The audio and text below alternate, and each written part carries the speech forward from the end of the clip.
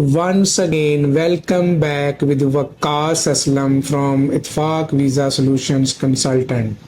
जैसा कि आप लोग जानते हैं, आजकल हमने स्टडी अब्रॉड के लिए एक कैंपेन स्टार्ट कर रखी है, जिसमें हमारे साथ हमारे professor of education, professor of law Mohammad Mujahid Rana Sahab available होते हैं। और आज फिर हमने इसके ऊपर डिस्कशन के लिए अपने साथ प्रोफेसर मोहम्मद मुजाहिद राना साहब को बुलाया है, जो कि हमें बताएंगे कि वो स्टूडेंट्स जो जनवरी इनटेक के लिए यूके में अप्लाई करना चाहते हैं उनके पास क्या ऑप्शंस हैं, और इसके साथ साथ वो स्टूडेंट्स जो लॉ में जाना चाहते हैं, अगर वो एलएलएम करना चाहते हैं तो कौन कौन से ऑप्शनल ऑप्शन उनके पास अवेलेबल हैं। तो चलिए राना साहब से बात करते हैं और उनसे फर्दर ब्रीफ डिस्कशन लेते हैं, जिसमें आप लोगों को पता चलेगा कि आप कौन कौन से प्रोग्राम में जा सकते हैं। अस्सलाम वालेकुम सर। वालेकुम अस्सलाम। अच्छा सर, स्टूडेंट्स को बताएंगे, वो पहले तो ये बताएंगे वो स्टूडेंट जो आइल्स के बगैर एडमिशन लेना चाहते हैं स्पेसिफिकली यूके में, तो यूके में हमारे पास क्या ऑप्शंस हैं स्टूडेंट्स के लिए, इसके ऊपर थोड़ा सा पहले सर बताएं स्टूडेंट को। अच्छा, थैंक यू वेरी मच। आज मेरा प्रोग्राम था कि मैं बर्मिंघम यूनिवर्सिटी से शुरू करूं, जी सर, बट आपने पहले दूसरा हिस्सा इसका कर लिया। तो मैं हम देखते हैं कि आइल्स के बगैर जो लोग यूके में जाना चाहते हैं, एजुकेशन हासिल करना चाहते हैं, तो वकास भाई हमारे पास दो ऑप्शंस हैं। आइल्स से बचने के रास्ते दो हैं स्टूडेंट्स के लिए। तो डियर स्टूडेंट्स, अगर आप आइल्स में नहीं जाओगे तो फिर हमारे पास जो कोर्सेज अवेलेबल हैं, आप पीटीई में जा सकते हो, टॉफल में जा सकते हो, ई सोल में जा सकते हो, ऑक्सफोर्ड और डुओलिंगो, ये 5 आप दे सकते हो टेस्ट। आइल्स की ये कमी पूरी कर देंगे, फिर there is no need to do aisles. दूसरा तरीका हमारे पास क्या है, विदाउट आइल्स अगर हम जाते हैं, दाखिला लेना चाहते हैं यूके में, तो कुछ यूनिवर्सिटी ऐसी हैं जो MOI एक्सेप्ट करती हैं। हाँ, जो कुछ देखो, दो तरह की एजुकेशन है, एक यूजी एक पीजी। जहाँ तक यूजी का तल्लक है, जो अंडर ग्रेजुएट लोग जाना चाहते हैं, वहाँ इंग्लिश में मार्क्स एटलीस्ट 65% होना चाहिए। इंग्लिश सब्जेक्ट जो है ना, वो इंग्लिश का जो सब्जेक्ट उन्होंने ऑलरेडी डिग्री ली हुई है, लास्ट डिग्री, उसमें 65 एटलीस्ट होने चाहिए। बट आइडियल है 75% मार्क्स हूँ इंग्लिश के सब्जेक्ट में। ओवरऑल हूँ तो बहुत अच्छा है, बट जो इंग्लिश का अपना सब्जेक्ट है, तो फिर there is no need of आइल्स।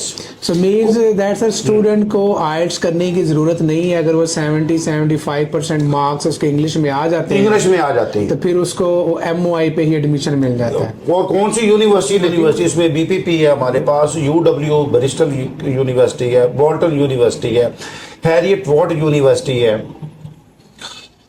और एक यूनिवर्सिटी और है, लेकिन ये अच्छी मशहूर यूनिवर्सिटियां हैं जो आइल्स को इसकी जगह MOI को ले लेती हैं। मीन्स वो MOI एक्सेप्ट कर लेती हैं और बच्चे को एडमिशन लेटर दे देती हैं, एडमिशन मिल जाएगा। ठीक हो गया सर। एक तो ये हो गया कि वो स्टूडेंट जो आइल्स नहीं करना चाहते, तो वो अगर उनके मार्क्स अच्छे हैं, उनके लास्ट इंग्लिश सब्जेक्ट में, लास्ट स्टडीज में, लाइक इंटर या किसी और प्रोग्राम में, तो वो यूके में MOI के साथ अप्लाई कर सकते हैं।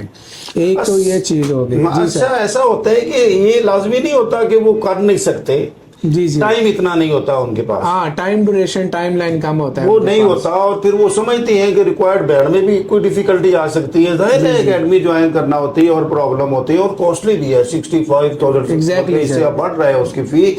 तो वो ऑनलाइन दीगर प्रोग्राम जो मैंने डिस्कस किया, लैंग्वेज प्रोग्राम अगर कर लेते हैं, that will also be enough.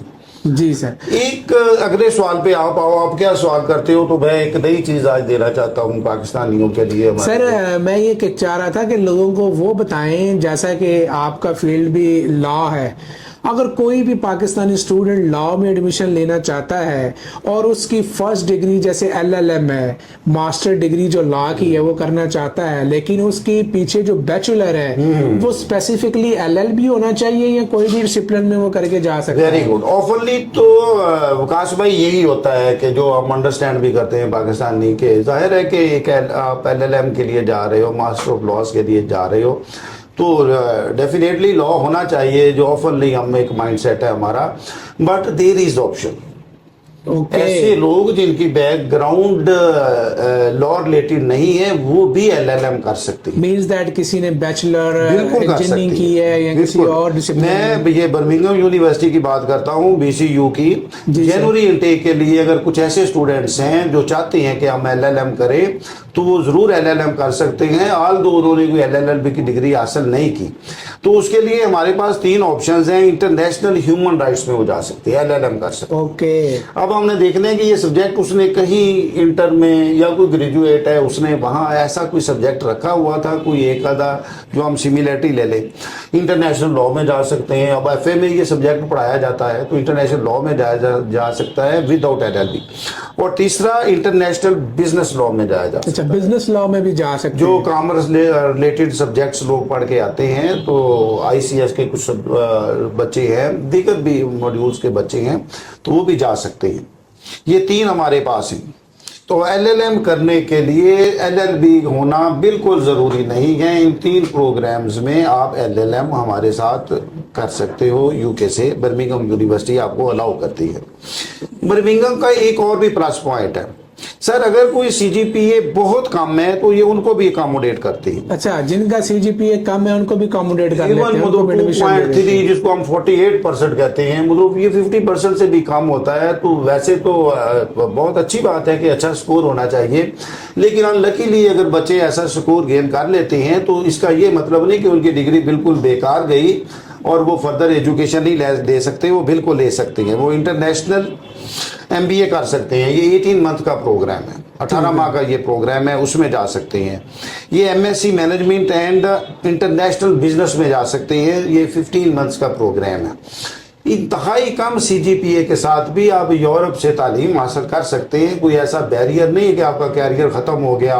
ऑफरली consultant भी डरा रहे होते हैं कि यार आपकी तो परसेंटेज बड़ी कम है। जी सर, जी। तो बर्मिंघम यूनिवर्सिटी आपको एडमिशन दे रखी है। आप जो बच्चे इस कैडर में आते हैं वो बिल्कुल हमारे पास आएँ और हम उन्हें अकोमोडेट करेंगे। IVS will welcome to you. जैसा कि thank you sir, thank you very much. जैसा कि आपने देखा कि प्रोफेसर साहब ने उन स्टूडेंट्स के लिए भी ऑप्शन एक्सप्लोर करके दे दिए। वो स्टूडेंट जो स्पेसिफिकली एक तो आर्ट्स नहीं करना चाहते वो भी जा सकते हैं, और वो स्टूडेंट्स जिनका CGPA 3 पॉइंट से कम है, तो मैं फॉर एग्जांपल 2.5 या समथिंग है, तो वो भी जा सकते हैं। लेकिन यहाँ पे आर्ट्स के लिए कंडीशन है कि बच्चे के लास्ट डिग्री में कम से कम इंग्लिश में सर 70% नंबर होने चाहिए। 70%। नो, डेडलाइन उन्होंने रखी है 65 अप टू 75। अब तो सर इंटर में तो 80% मार्क्स आ जाते हैं। Exactly, MCQs हैं। और ये जो मैंने LLM डिग्री की बात की है जो LLB के अलावा है, तो उसका क्राइटेरियन ये है कि मिनिमम उनके 50% मार्क्स हों, वो जिस भी प्रोग्राम से पीछे आ रहे हैं। जो मैंने 3 प्रोग्राम दिए हैं जिसमें वो LLM कर सकते हैं। तो जैसा कि आपने देखा, तो स्टूडेंट IVS कंसल्टेंट विजिट करके जनवरी इनटेक यूके के लिए अपना एडमिशन अप्लाई कर सकते हैं। और वो स्टूडेंट जिनका CGPA कम है वो भी आगे राना साहब से मिलें और अपने प्रोफेशनल एजुकेशन और कैरियर की असेसमेंट करवाएं, क्योंकि इसमें हमारे पास एक वो भी ऑप्शन है कि वो स्टूडेंट्स जो क्राइटेरिया मीट नहीं करते उनको हम E-SOL के प्रोग्राम में भी सर इनरोल करवा सकते हैं। E-SOL का भी सर थोड़ा सा स्टूडेंट्स को एक दफ़ा फिर बता दें कि E-SOL क्या प्रोग्राम है। अगर स्टूडेंट्स का गैप है और स्टडी मैट्रिक है या इंटर है तो वो E-SOL के प्रोग्राम में क्या के हमने सर कल पूरा एक व्लॉग उसके ऊपर था। जी sir. English for speakers of other languages. ऐसे लोग जो इंग्लिश के अलावा पूरी दुनिया से हैं, फ्रेंच वाले जाते हैं, टर्किश वाले जाते हैं, अंग्रेज ममालकों के अपने भी लोग इंग्लिश सीखने के लिए जाते हैं, तो पाकिस्तानी लोग भी जा सकते हैं। इनके डिफरेंट प्रोग्राम हैं। ये 3 माह का भी है, 4 माह का है, 5 माह का है, 6 है, 8 है, 9 माह का है और 11 माह का प्रोग्राम जो 1 साल का है वो सबसे आइडियल है। और फीस भी बड़ी इनकी मुनासिब है। आप वहाँ प्रोग्राम में जा सकते हो। अबाउट 95% मतलब इनका रेशो है इसकी कामयाबी की रेशो। सर इसमें ये भी स्टूडेंट्स के पास ऑप्शन है, जैसा कि 1 साल की फीस 10,000 या 12,000 पाउंड होती है, तो E-SOL में तो 5,000 पाउंड 1 साल की फीस है। और 1 साल बिल्कुल 1 साल की। आप तो लोग विजिट पे जाते हैं, करोड़ों रुपया इन्वेस्ट करते हैं, तो 11 माह के लिए लीगली आप यूरोप में जा सकते हो। तो वहाँ आप वो शायर है उस माहौल को भी इंजॉय करेंगे और अपनी इंग्लिश इंप्रूव करेंगे। तो 11 माह के लिए अबाउट ऑलमोस्ट 5,000 पाउंड्स उसकी फीस है। बाकी आपका जाहिर है कि रहना भी होगा थोड़ा बहुत, उसका भी आप करेंगे, लेकिन उसमें अवकाश भाई PSW नहीं होता, वर्क परमिट नहीं है उसमें। जी जी, उसका यही दो ड्रॉबैक हैं कि एक आपको प्रॉपर लीगली वर्क अलाउड नहीं होता, दूसरा आपको जो है वर्क परमिट नहीं जी, मिलता after completion। Completion of degree भी कोई ऐसा लेकिन सर स्टूडेंट जब एक साल यूके में रहेगा वो अदर ऑप्शंस भी एक्सप्लोर कर सकता कर सकते हैं, बिल्कुल कर वो सकते जैसे कोर्स भी ले सकता है, सर्टिफिकेट ऑफ स्पॉन्सरशिप भी ले सकता है, वर्क परमिट भी ले सकता है लीगली, फिर वापस आके वर्क परमिट अरेंज करवा के लगवा के तो वो वापस जा सकता है। क्योंकि इसमें अगर उसको वर्क परमिट मिल जाता है तो वो आगे 5 डेज में वो अपनी अपॉइंटमेंट ले लेगा यूके में, जैरी में, और फिर वो फिंगरप्रिंट और इवनिंग में कई प्रोग्राम ले सकती हैं, इवनिंग में प्रोग्राम लेके वो जा सकता है। ऐसे मतलब वो ट्रेनिंग होती है उनकी, ऐसे प्रोग्राम वो कर सकते हैं। तो जो वो स्टूडेंट्स जो इन प्रोग्राम्स में यूके के लिए जनवरी इनटेक्स के लिए अपना प्रोसेस करवाना चाहते हैं तो वो जल्दी जल्दी IVS कंसल्टेंट विजिट करें, प्रोफेसर साहब को मिलें, हमारे एजुकेशनल काउंसलर्स को मिलें और अपना प्रोसेस स्टार्ट करवाएं। Thank you sir, thank you very much. अभी थैंक यू वेरी मच। अस्सलाम वालेकुम।